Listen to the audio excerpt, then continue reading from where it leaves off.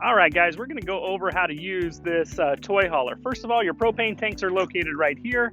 All you need to do is lift this off, and then there's a valve inside of there that'll point towards whichever tank you're going to use. So if you're going to use this tank, you'll point the valve this way. If you're going to use the other one, you'll go that way. Do not point it straight up or anything like that. That does not mean you're using both tanks. It actually will constrict the gas flow.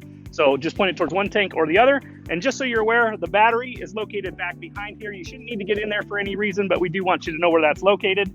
As we come around, there's a large storage compartment here. This goes through the RV, and it's complete storage all the way through. You also have like your hand crank for the stabilizer jack or the front jack, your power cord, all that stuff's going to be in here, and there's enough room for you to load some gear in there. There are some electronic jacks on this. They're stabilizer jacks. They're not meant to level the RV or anything like that. It just makes it more stable, so when you walk inside, it doesn't wobble. To lower the jacks, you'll push right here. It goes down. They hit the ground, and then they just kind of stabilize things. Just make sure before you leave your campsite, you pull these all the way up. You don't want to have them drag or scrape or anything like that. They are pretty expensive to replace. Your stairs are right here. They're a manual stair. You just pull the lever right here, and then this stair will flip out just like that, and then you'll have entry into the coach. Also, you have a large awning on this guy. Just remember, awnings are just meant for shade cover. They're not for rain, for snow, anything like that at all. Windy. Make sure anytime there's inclement weather, you go ahead and close that. We recommend, if you're not sitting underneath it, have it closed. You don't want to go hiking or get on your boat or something like that and come back and it's all ripped off or something like that, okay? Here is your water fill for dry camping. So if you guys are going to dry camp, you guys do need to fill the tanks. All you do is you unscrew the cap here. You're going to take your garden hose. You're going to fill it up. It takes about 15 to 20 minutes to fill, and then you'll go ahead and turn it off. There is a gauge inside for monitoring the water level as well. These two right here, this one you won't need to worry about. This for winterizing the coach, and then this one is for a black tank flush out. So if you guys are dumping the tanks, go ahead and hook the hose up here and it'll flush out the black tank. Do not use this unless the black valve is open. You do not want to fill the black tank with water and not have it draining out. That could be a serious problem. This is a heater burner here. So just make sure that you don't lay in any of your gear here. This can get hot. Don't let kids touch it. You have a couple outlets as well. Just remember, outlets aren't going to work unless you are plugged in at an RV park or you're running the generator. Once again, a similar stair to the other one. This right here is just a door handle to help you get in and out. You just flip it around. Also, when you travel, we do want this closed, covering the door so the door doesn't pop open on you. Once again, you have your stabilizer jack for the rear. It's a button right here. It drops down, just to help stabilize the RV. You have your back end here. This is for loading your toys. We do not allow cars or vehicles to go in here, just side-by-sides and quads. If you do need to drop this, you just push this button here, lift it up. It swings around just like this out of the way, and you'll do the same thing on the other side. And then there's handles. You'll go ahead and drop it down. Be real careful. There is a metal area up top. Don't lay it down in rocks or unlevel ground. You could bend that or tear up those stoppers up there. So just make sure when it lays down, you're on some flat surface. Ladder. This does have a ladder, but we do not allow you to get on the roof for any reason. This is just for maintenance for technicians. We do not want you on the roof. We don't want you to use this ladder, open it, or anything like that at all.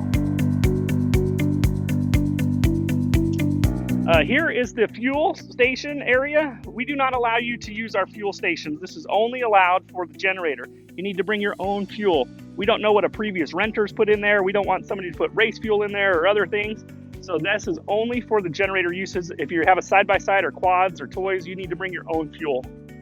This is your power cord plug. This is where you're going to plug in.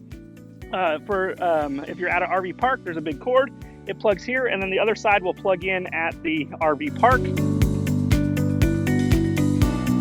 This is your city water connect. If you guys are plugging in at a park, you'll just go ahead and hook the hose directly to here. You do not need the water pump on or anything when this is going. The city water pressure actually pressurizes the system. There's an outside shower if you want to use that. Also, this is your dump area. There are a couple valves here. One is black water and one is gray water. There's actually a third valve you need to make sure is open as well. So you'll just, the gray valves are right here. They have gray handles. Two of those. So one is for the front bathroom and sink and stuff, and then the other one's for the kitchen. And then behind there is a black pull valve. That is for the bathroom, the sewer, and all that. Just make sure when you return the RV, the gray valves are open if you're dumping. Do not leave the sewer one open, just the gray valve handles. This right here is the exhaust system for the generator. This can get hot or warm, so you don't want to put any gear over here. Don't let your kids touch it. Just be aware of that. Also, this guy has a large slide out. It's right here. It comes out to about right here. So just make sure you're not parked next to a tree or anything like that. Also, trees can be extremely, you might think you're not close to a tree, but the branches come way out. So just make sure you're 10 to 15 feet away from any tree on any side of you. You don't want to rip off the air conditioning units or anything like that. And then we're just going to go on in the inside and take a look and show you how to use the inside. Let's go on in. All right, guys, we're going to go over the interior of the RV. First of all, you have a couple beds back here. These are 2 couches, but they also convert into sleeping areas. There's also a top bunk right here. That'll come down and you can have somebody sleep up there. And down here, this RV has a lot of sleeping area. It's really nice. Your TV's located right here. We do not supply any DVD players or any Amazon Fire Sticks or anything like that. If you want that kind of stuff, you need to bring it yourself. As we come around here, this is the control center, okay? Everything's labeled in here. This is your fan. There's actually a ceiling fan in this unit. You have your slide room. You have your bed lift control for the back beds. You also have your hot water heater. You have your water pump buttons, your exterior lighting, a couple interior lights. These right here are your gauges. These right here. Just remember, these gauges are guides. They are not 100% accurate and often misread. So if you've dumped the sewer before you bring it back and it still says it's full or something like that, and you've dumped it, don't worry about the gauge. You can always look down right in the toilet hole and you can see the bottom of the tank, kind of like a porta potty.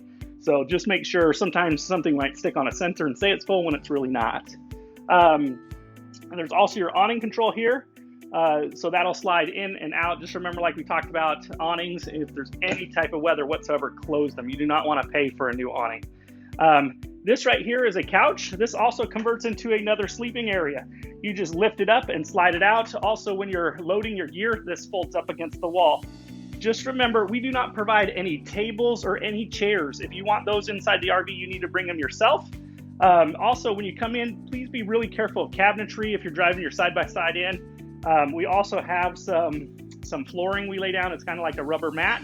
So you drive those on and make sure you're on top of that so the tires don't tear up the floor. We're gonna go right here. Just like your house would have like a breaker panel, the RVs also have a breaker panel. It's located right here. There's fuses and breakers. If something's not working, this may be a location for you to check. Hopefully nothing like that occurs during your trip, but that's good to know about. The slide out, like we said, this slides out. This does close when you're traveling. So there's not much room as far as up here. You can load it first and then close the slide in. You can access the bathroom though, and you could get all the way through into the bedroom there. We're gonna go over the refrigerator. These are propane fridges and also electric fridges. To work them, all you do is open up your propane. We do want you to purge the gas line. So to do that, you'll start one of the burners. And then all you need to do, if you're dry camping, you want the gas button out, and then you'll hit the on button. These take 6 hours or so to get cold. How they work is they freeze the freezer box first, then use the cold air from the freezer to cool the fridge.